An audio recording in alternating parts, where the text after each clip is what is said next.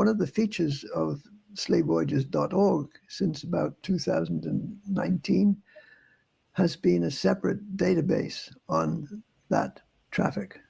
So we've now got actually more voyages in the inter-American slave trade database than we've got in the transatlantic slave trade database.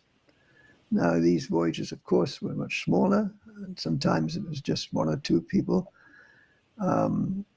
as captives, but typically you would have maybe up to 100 or more individuals taken from Jamaica and taken down to Cartagena.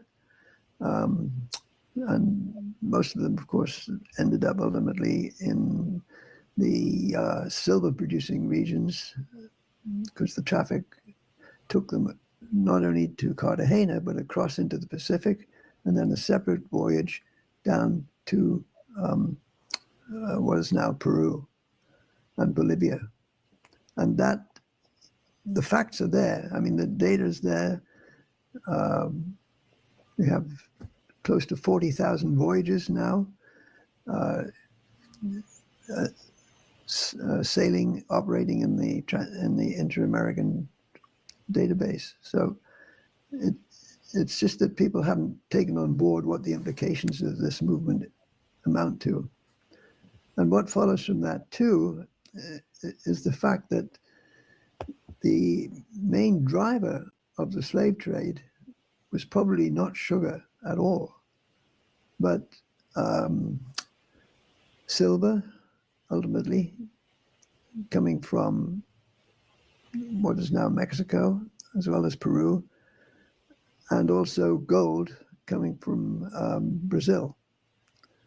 And if you look at the data, you can see that the value of gold and silver output was always much greater than the value of sugar. I'm happy that we're having this discussion because I remember reading your book. I even looked at the footnotes and you made a point about cotton. So cotton is now the crop in historical research. How important was cotton? It was critically important in the 19th century, but it was not in any sense dependent on the slave trade.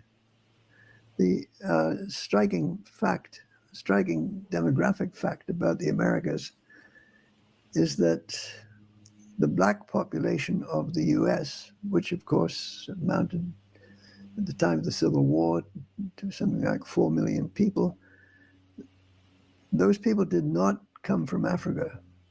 They came as a result of natural population growth. Yeah. The slave trade to the US was shut down largely in 1807, not completely, but largely.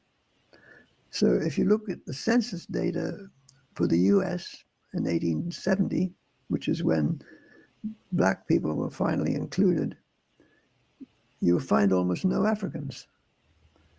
They were, of course, native African Americans. And that's not something that people have taken on board. Exactly.